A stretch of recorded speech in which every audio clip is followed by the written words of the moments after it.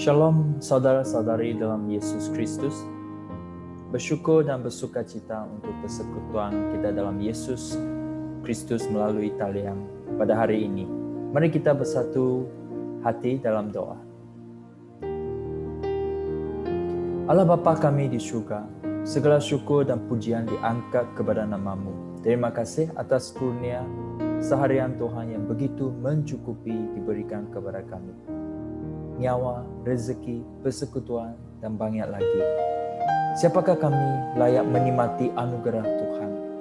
Kami layak sahaja untuk musnah dan lenyap sebab dosa kami. Tetapi Engkau penuh dengan kasih sayang dan berbelas kasihan. Melalui Kristus menyelamat dan memberkati kami semua. Betapa sukacita kami menerima rahmat-Mu Tuhan. Pimpin kami supaya kami menjadi anak-Mu yang benar.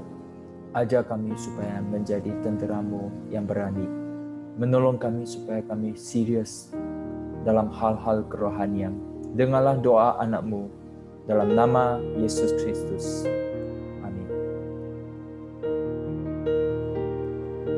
Dengarlah firman Tuhan dari Mazmur 23. Mazmur Daud. Tuhan ialah gembalaku, aku tidak kekurangan apa-apa. Dia membaringkan aku di padang rumput yang hijau dan membimbing aku ke air yang tenang. Dia memberi aku kekuatan baru. Dia membimbing aku di jalan yang benar, sebagaimana yang dijanjikannya. Walaupun aku melalui tempat yang gelap gelita, aku tidak akan takut. Ya Tuhan, kerana Engkau menyertai aku. Engkau melindungi aku dengan tongkat dan gadamu. Engkau menyediakan jamuan untukku di hadapan semua musuhku. Engkau menyambut aku sebagai tetamu yang dihormati dan mengisi cawanku hingga penuh. Aku tahu Engkau baik kepadaku dan mengasihi aku seumur hidupku. Rumah-Mu akan menjadi rumahku sepanjang hidupku. Mazmur 23 adalah Mazmur Daud yang menghuraikan tentang penyertaan Tuhan dalam hidup dirinya. Mengapa Daud menghasilkan mazmur yang begitu menarik sekali? Sebab dia telah mengalami pernyataan Tuhan itu secara benar. Daud sendiri adalah gembala kepada domba-domba. Dia menjaga keperluan domba-domba dengan membaringkan mereka di padang rumput yang hijau dan di tepi air yang tenang. Keperluan asas domba dijaga. Dengan itu, Daud pula menggambarkan dirinya sebagai domba, manakala Tuhan sebagai gembala. Daud tidak kekurangan apa-apa, sebab Tuhan gembala. Dia menjaga dan membekalkan segala keperluan asas kepada dia. Semasa Daud berdosa, di mana dia berzina dengan Batseba dan membunuh suaminya Uria, Tuhan memberi amaran kepada Daud. Dia mengaku salah, bertaubat dan kembali kepada pangkuan Tuhan. Jadi Daud memuliakan kerja Tuhan yang membimbing dia ke jalan yang benar dan memberi dia kekuatan baru. Semasa Daud dikerja Raja Saul, dia keseorangan dalam gelap gelita. Namun dia tidak takut, sebab Tuhan menyertai dia dan melindungi dia. Seperti gembala melindungi domba daripada ancaman binatang liar yang dengan tongkat dan gada. Di hadapan musuh Israel pula, seolah-olah Tuhan menyediakan jamuan untuk Daud sehingga cawannya berkelimpahan. Pernyataan Tuhan telah menjaminkan kejayaan Daud dalam peperangan dengan semua musuhnya.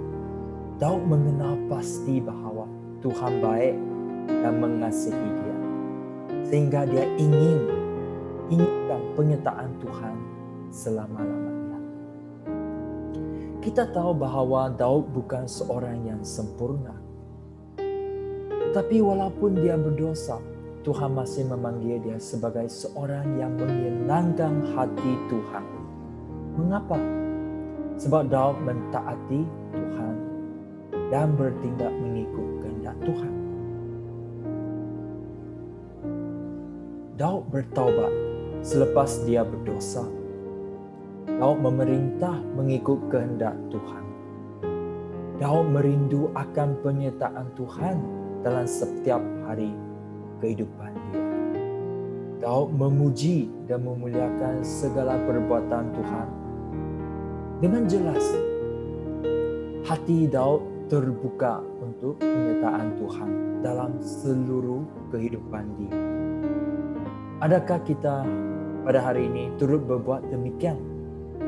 Atau kita hanya mengalukan penyertaan Tuhan semasa hari Ahad sahaja?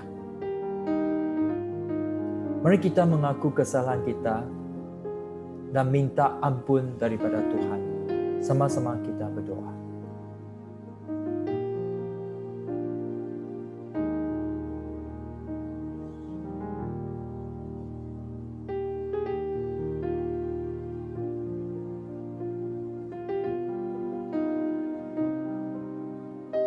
Mari kita memuji Tuhan kita demi segala baik yang telah Dia curah dalam hidup kita. Mari kita memuji Tuhan.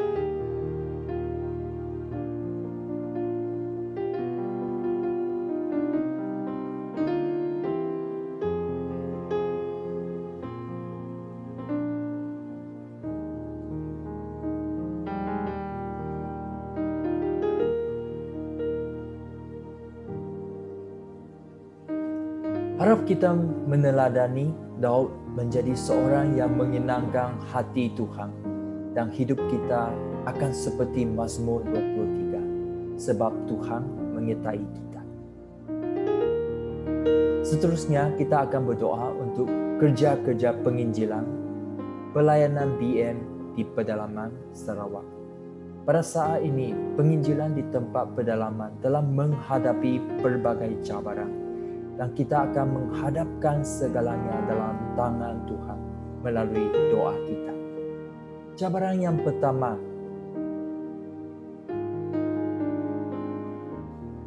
penyakit COVID telah menghindari segala kerja penginjilan secara fizikal, seperti pasukan misi tidak dapat lagi mengunjung ke tempat pedalaman.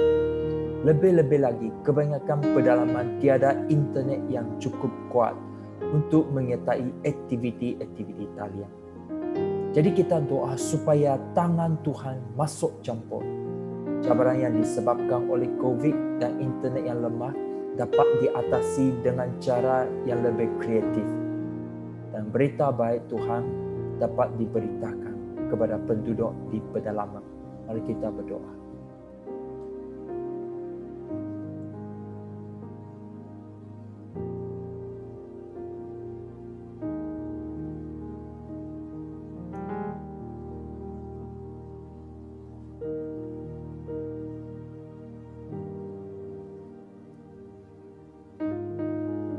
Kebanyakan jemaah tidak menunjukkan keinginan untuk bertumbuh dalam kerohanian.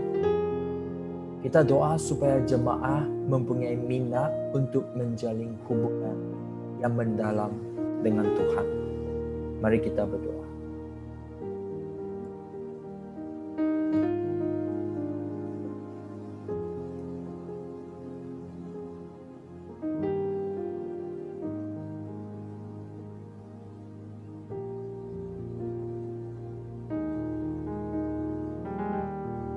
Banyak jemaah Kristian yang masih lagi percaya kepada adat lama dan terperangkap dalam penipuan iblis.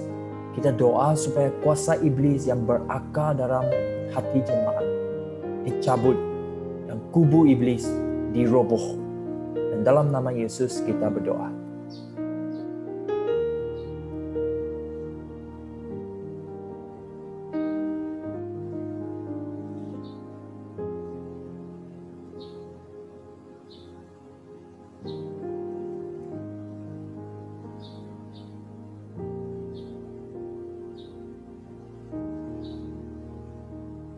Banyak jemaah Kristian walaupun sudah menerima Tuhan Yesus, yang masih mengamalkan tabiat buruk seperti mabuk, judi, dengki antara satu sama lain, dan membeli nombor.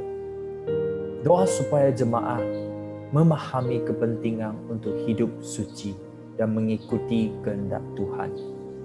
Mari kita berdoa.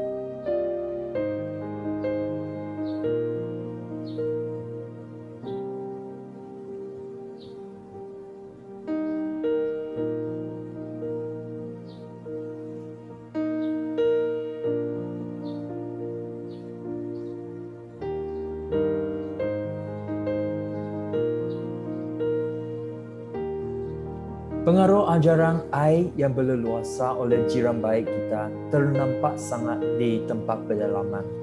Sebaliknya, kenapa berita baik Tuhan Kristus tidak lagi kedengar? Kita doa supaya Injil Kristus disampaikan kepada lebih ramai penduduk di pedalaman. Berita baik Kristus patut bersinar seperti pancaran matahari kepada setiap suku bangsa. Mari kita berdoa.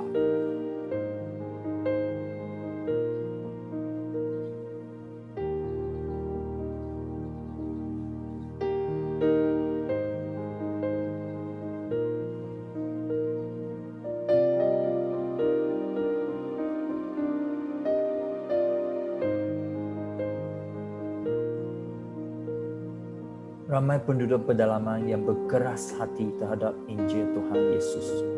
Doa supaya roh Tuhan sendiri yang membuka hati orang ramai untuk menerima Kristus sebagai penyelamat.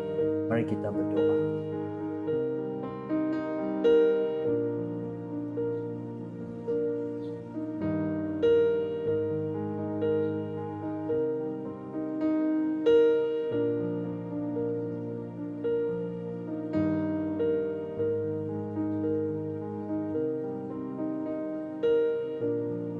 Bahasa BM tidak difahami sepenuhnya oleh kebanyakan penduduk di pedalaman. Doa supaya Injil Kristus tidak dihalang oleh kekurangan dalam kemahiran bertutur dalam bahasa tempatan. Mari kita berdoa.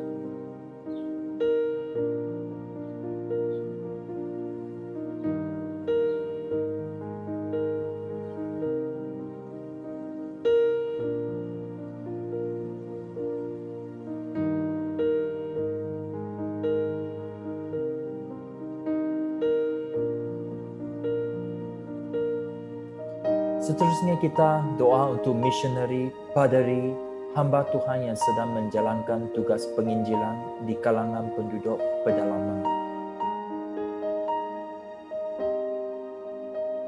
Kita doa supaya roh Tuhan menyertai misionari, supaya mereka berani dan rajin memberitakan Injil dan menyaksikan perubahan hidup di kalangan penduduk pedalaman. Mari kita berdoa.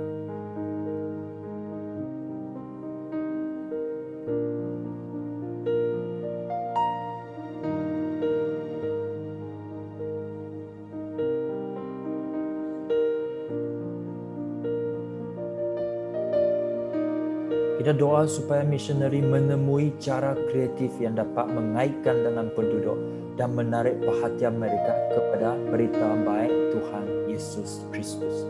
Mari kita berdoa.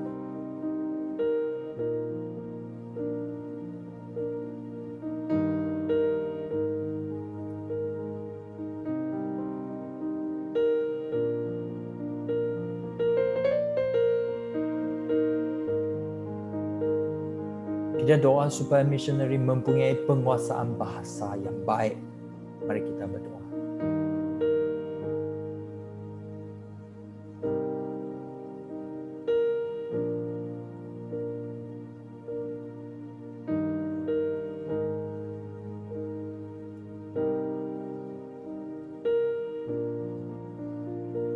Kita doa supaya misionari mempunyai kesaksian yang baik, hubungan erat dengan jemaah dan penduduk. Mari kita berdoa.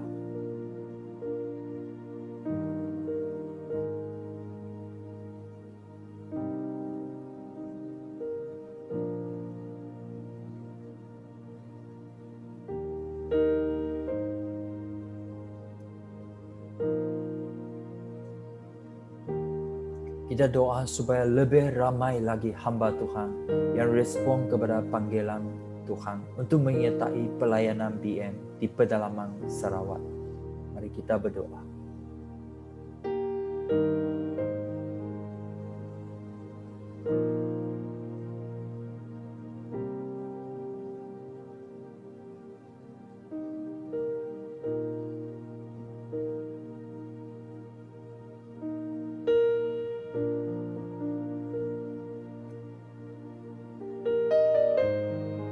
Kita akan menutupi sesi ini dengan doa Bapa kami. Mari kita berdoa.